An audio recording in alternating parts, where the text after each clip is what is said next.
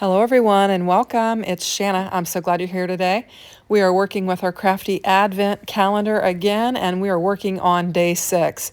And from the shape of this, I know I have a pretty good feeling from last year that it is an embossing folder. So we're going to get it opened up, and it looks like it just kind of has like a circular pattern on it. So we'll just grab it and get it out of here, and we're going to get to working with it. And since we've got an embossing folder, we're going to bring in some previous days' pieces and combine them with this so that we can put a nice little card together.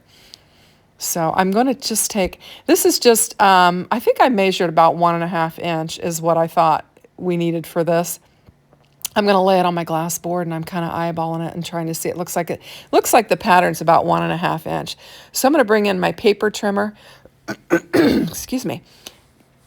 And I'm going to trim off to 1.5 inch, and I'm not going to get it lined up right, and I will realize it, and then we'll straighten it out. But anyway, I was just thinking, let's just cut it down to the size of the embossing folder and just see, what we're going to get. And so I'm going to lay it inside of there, and I'm trying to line it up to where I've got an even edge sticking out beyond the pattern on both sides. And as I'm doing that, I'm looking at it thinking it looks a little bit wider at the bottom, so I didn't get it lined up quite straight. And so I'm going to bring that trimmer back in and just straighten it up so that we've got a good straight line.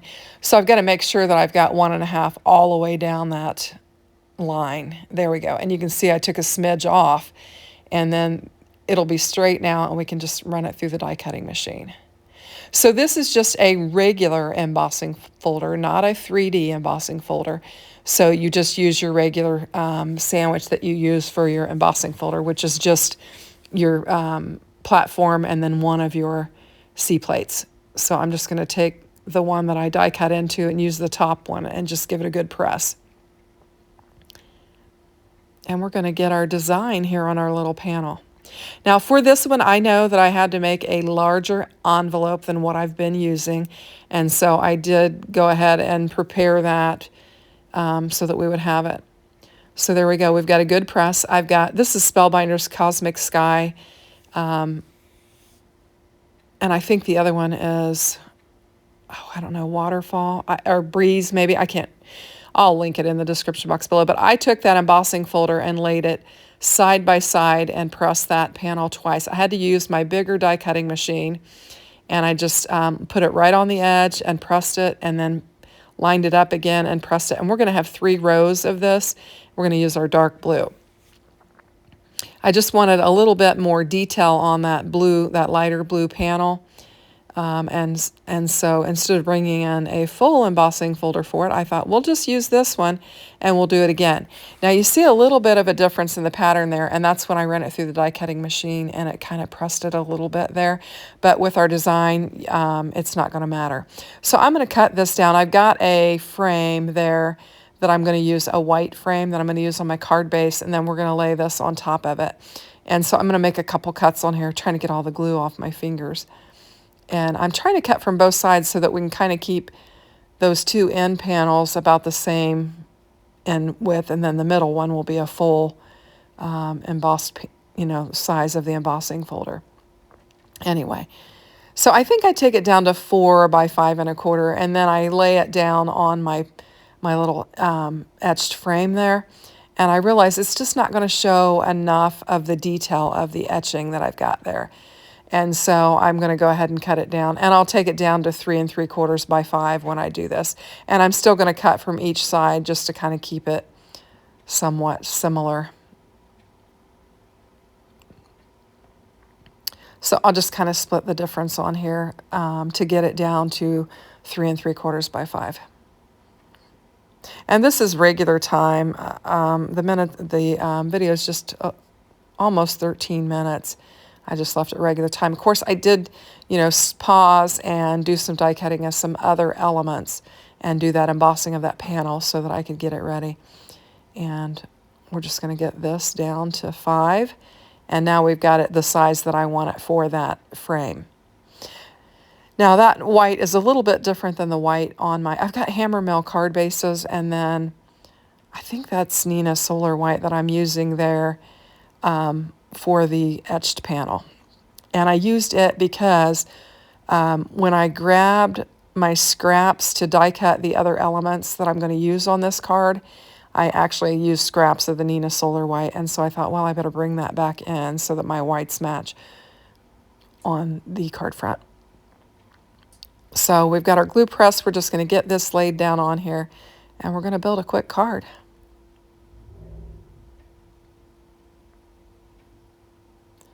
Just taking my time and getting it laid down on there. Got a little bit over the top, so I'm just going to press it into my glass board mat there and kind of line it up. There we go. And then for this one, we're going to pop it up, and I'm going to use those little foam squares that I have. And I'm just trying to use up this little bit of stuff that I have left, which, you know, takes a minute to get all these laid down on there and then to pull the backer sheets off. So it does take a minute. So day 6, we're already here. I can't believe how quickly we're moving through the month. We're going to do some shopping today. We're still trying to get our shopping finished up. And last night, I'll tell you, I stamped, in fact, I made a post on my community page. I stamped over 100 Christmas sentiments on several sheets of white cardstock for my cards, because many of them I didn't, again, put the sentiments on the inside, and so I stamped over 100 sentiments last night. I used my MISTI and did several. I did 10 or 11 at a time, so it's not as bad as it sounds. And I even started die cutting some of them out. And then I took my butter press and grabbed some Christmas sentiments, and I pressed and die cut those out. So I've got several. And then when I got done with that, all of the cards that I had put in a particular box for Christmas, I counted them, and I had 174. And I know I have at least 7 more in another set that I'm working on from Kinder's Card Challenge. So what would that put me at? 181, I think. And I am sure there are some other Christmas cards that are probably put in the wrong place that I'm going to dig through and find. So I'm guessing I have made 200 Christmas cards this season.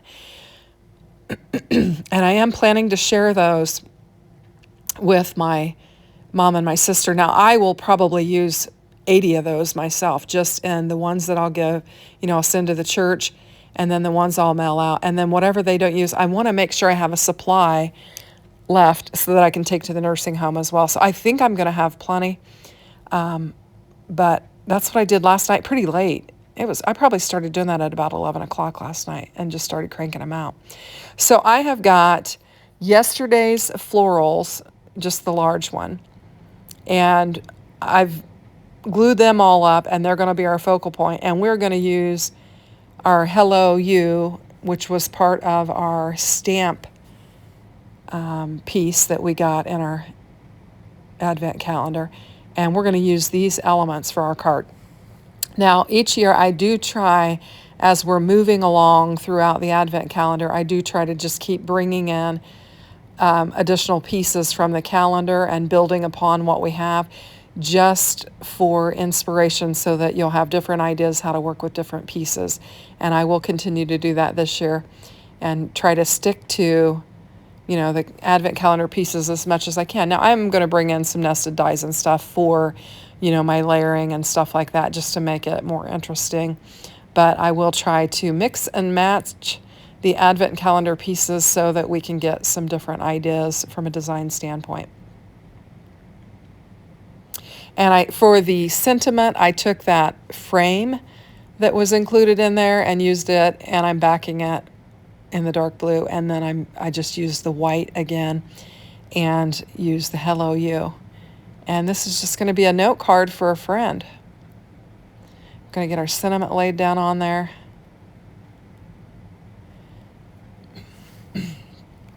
And I'm going to bring in some Spellbinders gems, and we're going to lay some gems on it.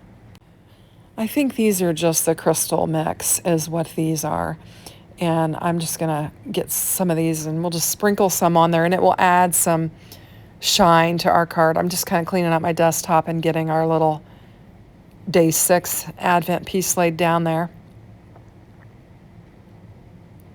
And we'll get some gems laid down on here. and just add a little sparkle. I think it's a really pretty card. The blues are very pretty, and then paired with the white background panel kind of helps it pop, and ties in the layer and the flower and then the cinnamon color with the white.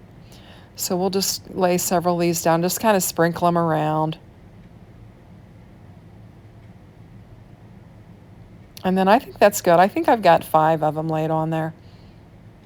And we'll get our gems put up, and then we've got to build our little pocket to house our embossing folder. And I was checking, I thought, is this crooked? And then I'm like, well, it's glued down there. And I'm like, oh, I think it's going to be all right. So I'm going to bring in, I've already built the pocket. And I had originally thought I would just emboss the pocket with the folder. And then I thought, no, let's go ahead and bring in some color. I had some scraps, and I had some scraps of the Cosmic Sky. So I thought I would lay it down. And then I've got another scrap that's kind of in the till that I die cut out the leaves in, and I thought I'd go ahead and press it. And what I'm going to do with it is I'm going to lay it upside down, because we can use our embossed side or our debossed side, just depending on what we wanted to do. And so I'm going to show both the embossed side and then the debossed side on this folder, and that way I can have a quick peek at, which side of the embossing panel do I want to use. So I already had all of my numbers die cut out in red and green, and I'm just going to bring in a red one and use it. Ideally, it'd be prettier with a white, or a lighter blue or something like that, but we're going to use those numbers because I've already got them ready. And we're going to, again, put 2025 on here. I don't think these will get separated, and I'll know just because I'm keeping them with a ring. And of course, this is just one piece. I went ahead and just kind of kept with the consistency and wrote that on there.